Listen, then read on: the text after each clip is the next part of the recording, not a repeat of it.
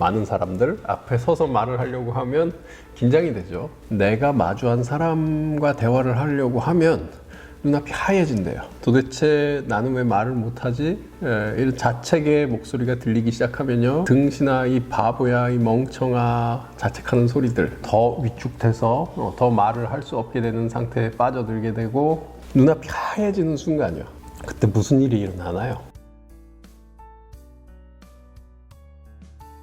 안녕하세요. 한국 NLP 코칭센터의 신용협입니다. 오늘은 여러분 또 하나의 영화 이야기를 전해드려 보겠습니다.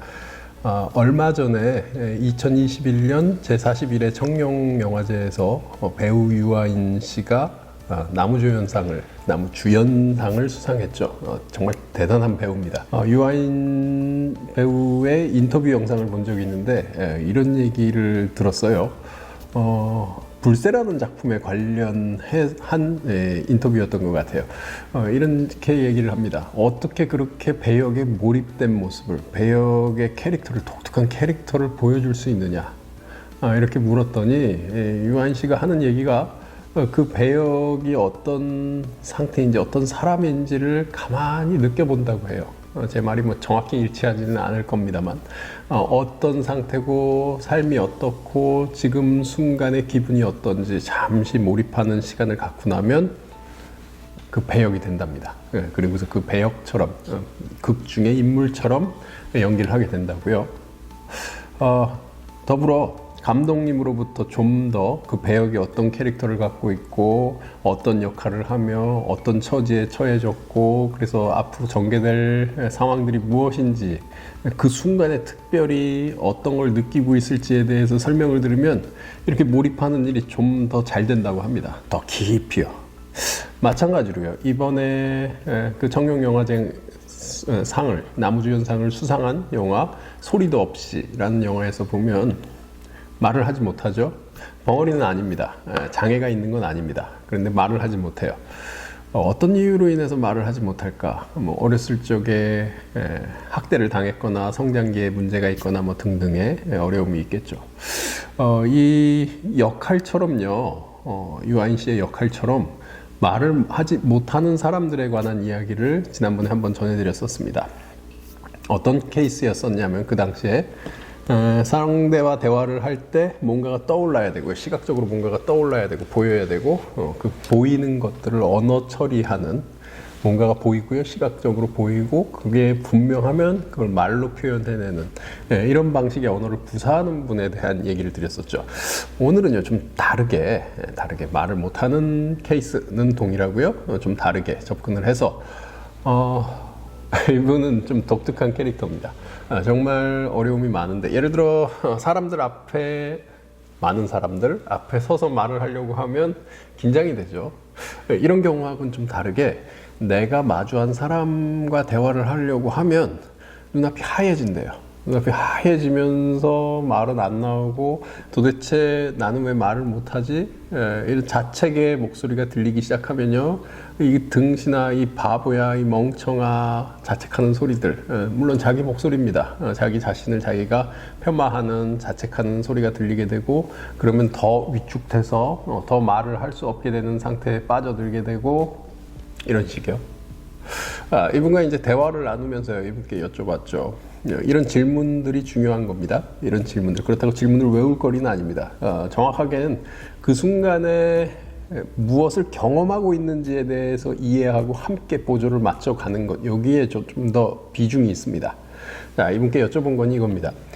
눈앞이 하얘지는 순간이요, 바로 그 순간, 그때 무슨 일이 일어나나요? 그때 뭐가 눈앞을 하얘지게 만들어내나요? 이걸 물어봤습니다. 그랬더니 그분 하시는 말씀이 좀 독특한 얘기예요. 저도 이런 일은 일어나지 않습니다만, 하시는 얘기가, 그분을 보고요, 그분과 대화를 나누면, 그분이 다른 상대를 상대하면서 대화를 나누면서 그 상대의 감정이 느껴지면 상대의 모습을 내 안에 그림을 그려놓는데요.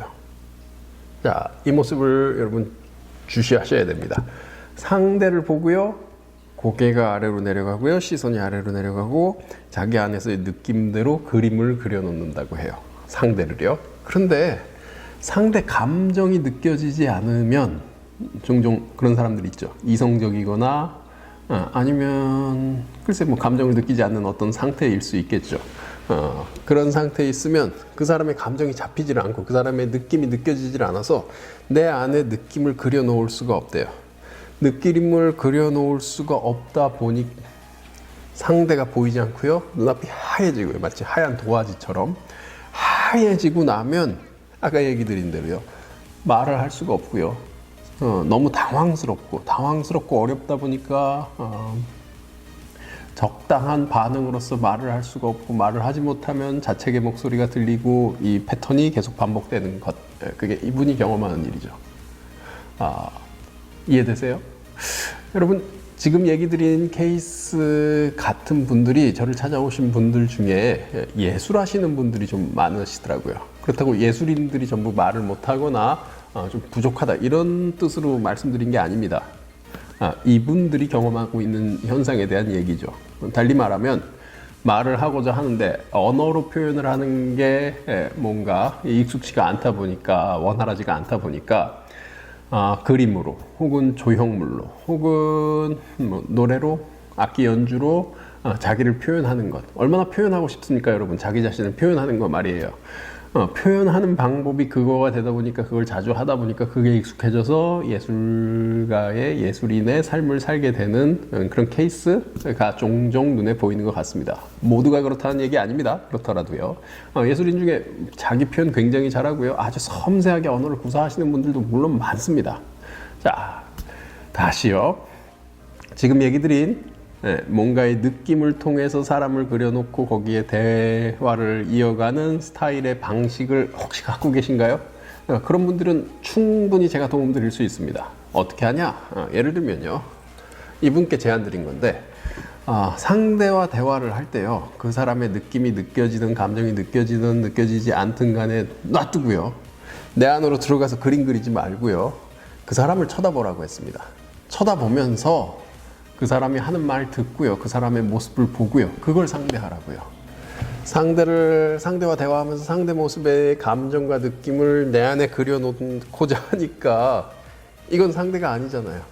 내 안에 들어온 상대의 그림자 정도로 얘기를 할 수 있겠죠. 그림자는 내가 만든 거죠. 그러니까 달리 보면 내 안에 있는 너가 아닌 내 안에 만들어 놓은 너의 모습의 나입니다.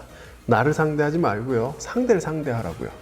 그래서 상대를 상대하면서 상대 모습을 보면서 상대 느낌을 그 순간 느껴보고 느껴지지 않으면 느껴지지 않는 경우도 있죠. 모든 감정을 다 아는 건 아닙니다. 세상 모든 사람들이 느끼는 그 감정을 우리가 다 알 수 있는 건 아니에요. 우리가 알고 있는 것만 알죠. 알고 경험한 것만 압니다. 모르면 모르는 대로 알면 아는 대로 흘러 보내면서 살아있는 내 앞에 있는 상대를 상대하라고 그렇게 얘기를 드렸습니다.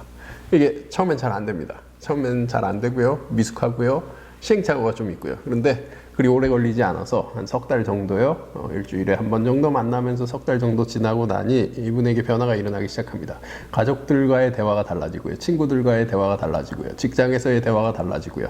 자기 삶에서 어쩔 수 없어서 소외되던 대화가 안 되다 보니까 사람을 상대하는 일을 할 수가 없습니다. 그러다 보니 컴퓨터 뒤쪽에서 그냥 업무 처리만 하는, 조용히 하루 종일 아무 말도 하지 않고 업무 처리만 하는, 기계적으로 인사만 하는, 정해진 대로 생각한 대로 인사만 하는 그런 삶을 살던 그 분이었는데 그게 아니고요. 사람들과 적당히 대화를 할 수 있게 되면서 직업을 바꿀 수 있게 됐습니다.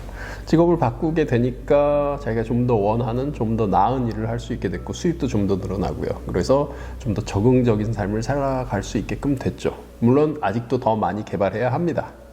그런데 이 정도만 되더라도 사람들은 안 돼요. 한숨을 쉬고요. 그리고 멈춰버리죠. 그러면 안 됩니다. 더 개발해야 됩니다. 우리는 더 나아가야 됩니다. 더 나아가서 더 많은 사람들과 좋은 관계를 만들고 더 좋은 관계 속에서 발달해 나간다면, 발전해 나간다면 우리 삶이 정말 살만한 인생이 되겠죠. 이게 되지 않은 과거의 상황들을 떠올려 보면 기분이 울적한 거, 좀 더 심하게 우울증, 좀 더 고립된 느낌, 그러다 보면 자기 소외된 느낌, 그러다 보면 나쁜 생각까지 하게도 되죠. 그런 문제가 아닙니다. 최소한의 습관, 내 안에 그림을 그려놓는 습관, 밖을 향해서 사람을 상대하는 습관 하나만 바꾸더라도요, 인생이 변화됩니다. 자, 같은 문제를 갖고 계신 분들이요, 제가 전해드린 메시지 속에 들어있는 방법을 활용해 보십시오. 처음엔 잘 안 될 겁니다. 그러면 저를 찾아와 오셔서 직접 도움을 받으셔도 좋습니다. 세상 살아오시면서 겪었던 어떤 방법보다도 더 빠른 변화를 만들어낼 수 있을 겁니다. 아주 작은 변화에서 아주 큰 삶의 변화, 성과로 이어지게끔 여러분 삶이 달라질 겁니다. 행운을 빕니다.